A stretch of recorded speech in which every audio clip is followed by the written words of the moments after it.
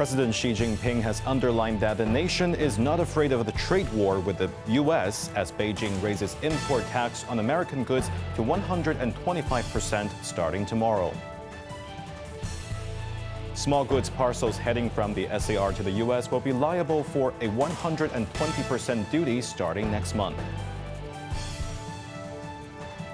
And Hong Kong police arrest 139 people for providing mule accounts for fraud syndicates aimed at money laundering.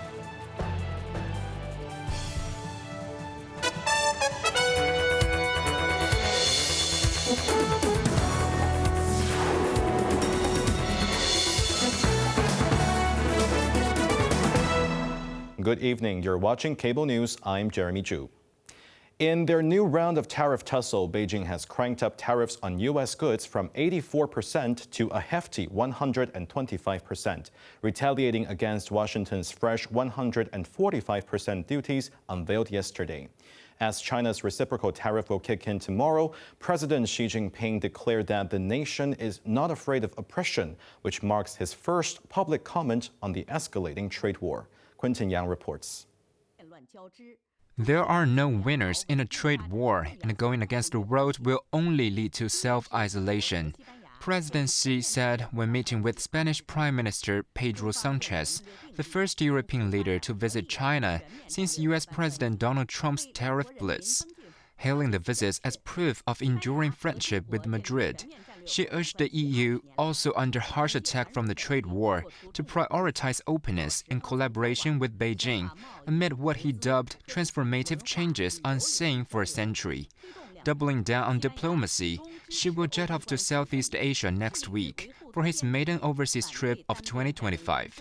The Foreign Ministry confirmed that he will visit Vietnam, Malaysia, and Cambodia starting next Monday, after the president pledged this week to deepen all-round cooperation with China's neighbors. Meanwhile, China's trade counteroffensive expanded at the World Trade Organization, where it lodged a new lawsuit. A Commerce Ministry spokesperson announced the news today, stressing that China will just disregard U.S. claims if it continues this meaningless numbers game. The spokesperson also reiterated that China will fight to the end if the U.S. persists in harming its legitimate interests and rights. Quentin Yang, Cable News. Meanwhile, the Hong Kong Postal Workers Union is reminding residents in need to send parcels to the U.S. as early as possible, after the White House announced slapping a 120% tariff on small packages from the SAR and mainland starting May 2nd. The revised tariff structure will impose a 120% duty on shipments valued under $800, a significant hike from the previously proposed 90% rate.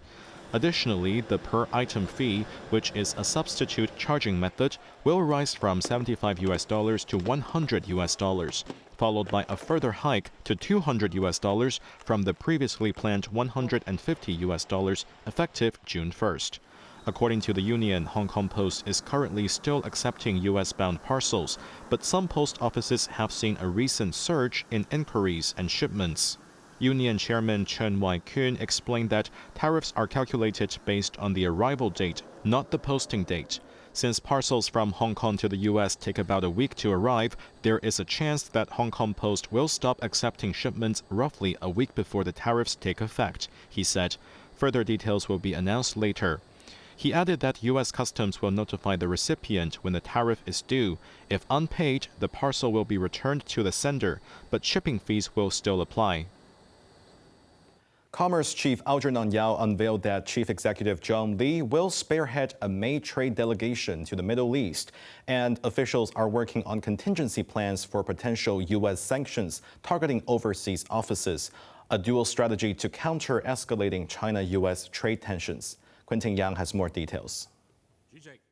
Yao made the announcement during a Legislative Council Finance Committee session, where lawmakers like DAB Starry Lee raised concerns about challenges in fulfilling central government's task of bolstering global ties amid the U.S.-driven trade spats.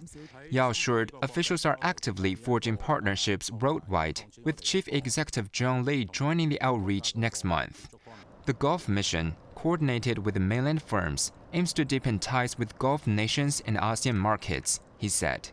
The move follows fresh U.S. congressional efforts to revoke privileges for 3 Hong Kong's American trade offices, a threat Yao said the government is fully prepared to counter. We've prepared for the worst, Yao emphasized, hinting at possible role shifts for overseas offices and potential resource reallocation to emerging markets like Central and South America. Also a pillar to Hong Kong's adoption strategy is an aggressive e-commerce drive. Yao hailed cross-border digital trade as the future, citing a Hong Kong-owned Dongguan company that raked in 1 billion yuan annually through live streaming. Support programs and funds will soon be launched to help local small and medium-sized enterprises crack the mainland and ASEAN markets, he added. Quentin Yang, Cable News. In other local news, Hong Kongers should brace for a cold front that will bring heavy rain and thunderstorms tomorrow, with intensified downpours expected in some areas. According to the observatory, a trough of low pressure will develop into a cold front tomorrow as it moves southward. Sudden showers and severe squally thunderstorms will affect the Pearl River estuary. Northeast monsoon winds following the cold front will strengthen by tomorrow afternoon, with occasional gale force winds offshore and on high ground.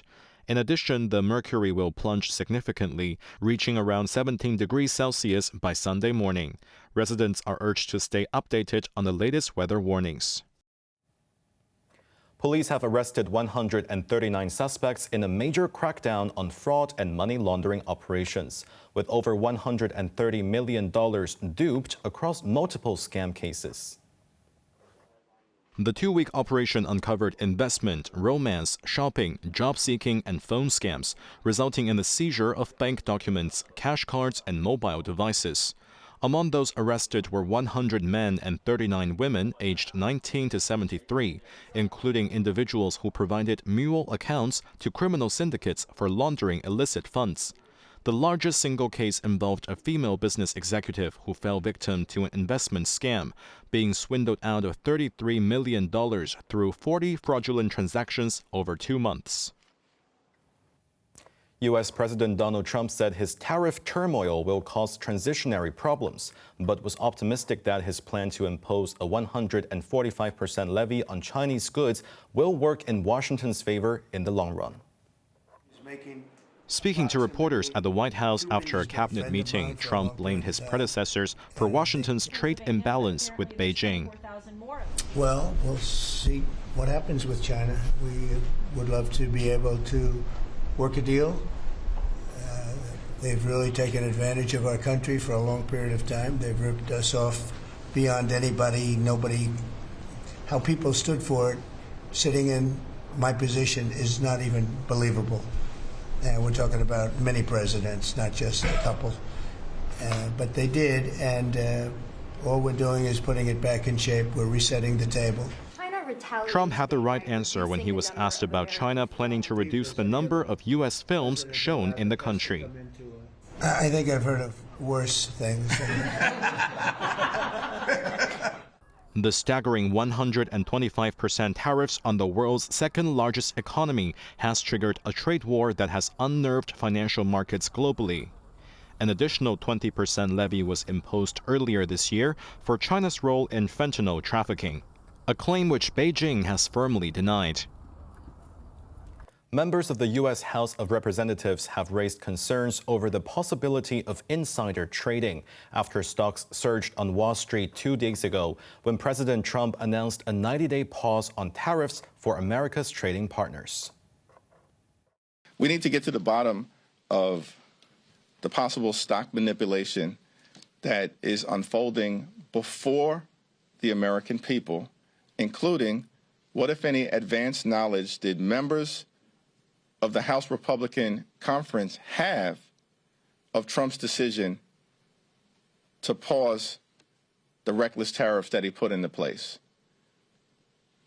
There are several members of Congress who will be aggressively demanding answers and transparency, particularly as it relates to stock purchase decisions that may have occurred over the last few days.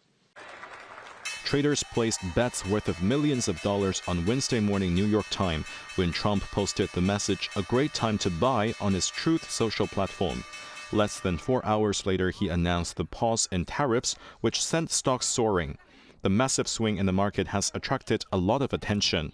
Jeffrey said members of the House of Representatives will have to disclose any stock trades within 45 days of the transactions, and the truth will be out sooner or later.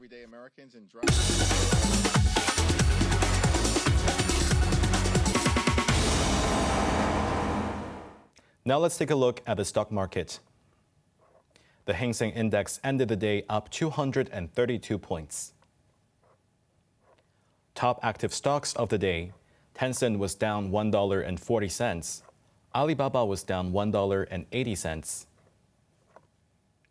Meituan was down $1.90, and BYD was up $24.60. Foreign exchange against the Hong Kong dollar: Euro 8.79, the Australian dollar 4.83. Swelling U.S. tariffs on small parcels from China saw billionaires like Alibaba's Jack Ma and Pinduoduo's Colin Huang's wealth shrinking by some 10 to 20% in 1 week. Bestlearn tells us more. The ripple effects of the U.S. tariff war have eaten into the deep pockets of the world's richest people, with tremors felt in global stock markets. Take Alibaba's Jack Ma and PDD's Colin Huang, mainland's top two e-commerce leaders, as examples.